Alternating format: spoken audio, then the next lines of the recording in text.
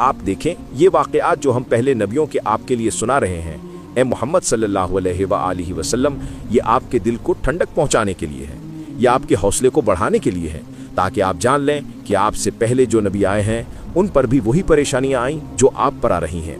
अल्लाह ताला फरमाते हैं, हम बार बार आपसे पहले लोगों के वाक़यात इसलिए बताते हैं ताकि आपका दिल मजबूत हो, आपको सुकून मिले, ये जानकर कि आपसे पहले लोगों पर भी वही गुजरी है जो आप पर गुजर रही है। अल्लाह फरमाता है कि जब भी हमने आपसे पहले वालों के वाक़यात जिक्र किए, ए मोहम्मद सल्लल्लाहु अलैहि वसल्लम, तो वो इसलिए थे कि आपके दिल को सुकून मिले और आपके लिए एक सहारा बने, ताकि आप जान लें कि आपसे पहले के लोग भी उन्हीं हालात से गुजरे हैं जिनसे आप गुजर रहे हैं। अल्लाह ताला जिस तरह मोहम्मद सल्लल्लाहु अलैहि वसल्लम के लिए इन वाक़यात को सबक और तसल्ली का ज़रिया बनाया, उसी तरह हमें भी पिछली कौमों के वाक़यात पढ़कर सबक हासिल करना चाहिए। वो कौमें किन आमाल में मुब्तला हुई और कैसे हलाक की गईं, ये देखना हमारे लिए निशानी है। जैसे अगर पेट्रोल लकड़ी के साथ मिल जाए तो एक बड़ी आग भड़क उठती है, तो क्या 10 साल बाद अगर वही पेट्रोल और वही लकड़ी इकट्ठी की जाएंगी तो आग नहीं लगेगी? अगर दो चीजें इकट्ठी होने से एक बड़ा धमाका हुआ तो 100 साल बाद भी उन्हीं दो चीजों के मिलने से वही धमाका होगा। इसी तरह अगर पिछली कौमों के गुनाहों ने उनकी हलाकत का सबब बनाया, तो क्या हम अगर उन्हीं आमाल में लग जाएं तो हम हलाक नहीं होंगे? अल्लाह अकबर। इस मिसाल पर गौर कीजिए। फिर अल्लाह ताला कुरान में सबसे खूबसूरत सूरतों में से एक का आगाज करते हैं। ये दुनिया की सबसे हसीन सूरतों में से एक है। अल्लाह फरमाते हैं, हम आपको बेहतरीन किस्सा सुनाते हैं। क्यों बेहतरीन किस्सा? आइए जानते हैं।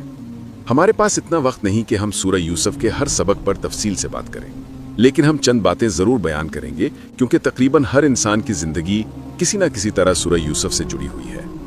अल्लाह ताला ने सूरह की इब्तिदाए ख्वाब से की है और इख्तिताम उस ख्वाब की ताबीर पर होता है।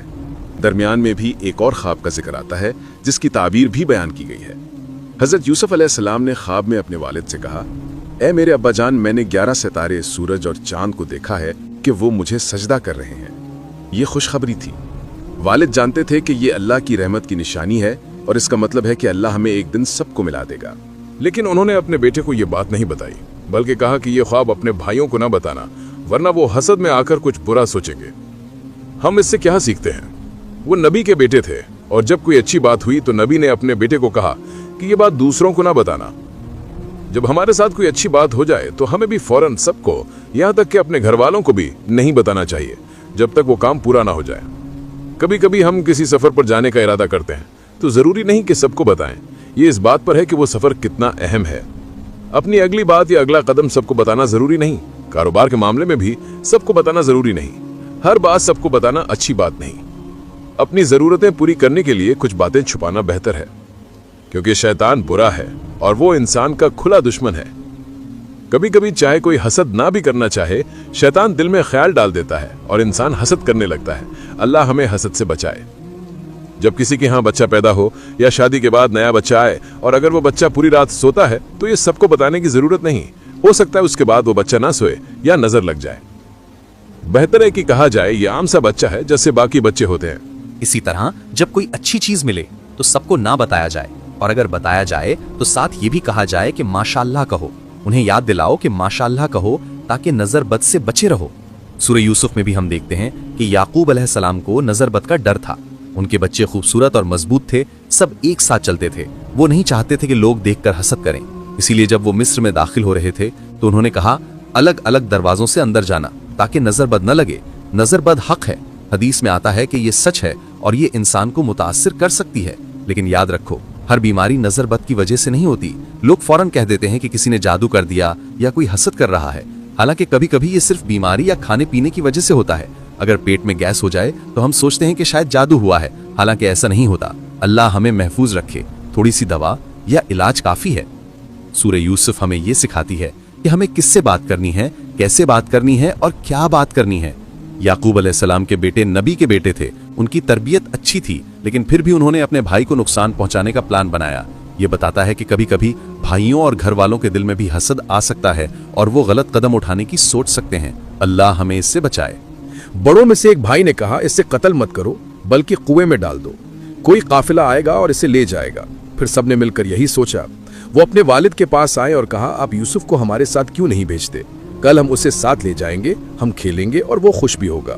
याकूब अलैहिस्सलाम ने फरमाया, मुझे डर है कि अगर मैं उसे भेज दूं तो मुझे दुख होगा, क्योंकि वो मुझसे दूर होगा, और अगर तुमने ध्यान ना दिया तो भेड़िया उसे खा सकता है। उन्होंने इसी बात को बहाना बना लिया। वो हजरत यूसुफ को ले गए, एक गड्ढे में फेंक दिया और वापस आकर कमीज पर झूठा खून लगाकर कहने लगे, इसे तो भेड़िया खा गया और हम ध्यान नहीं दे सके। सोचो जरा, बाप ने जो बात कही थी वही बात बनाकर वापस आ गए। हम में से कितने हैं जो अपने ही बच्चों के धोखे में आ जाते हैं। अल्लाह ताला फरमाते हैं कि जब यूसुफ अलैहिस्सलाम को कुएं में डाला गया तो एक काफिला आकर उन्हें निकाल ले गया।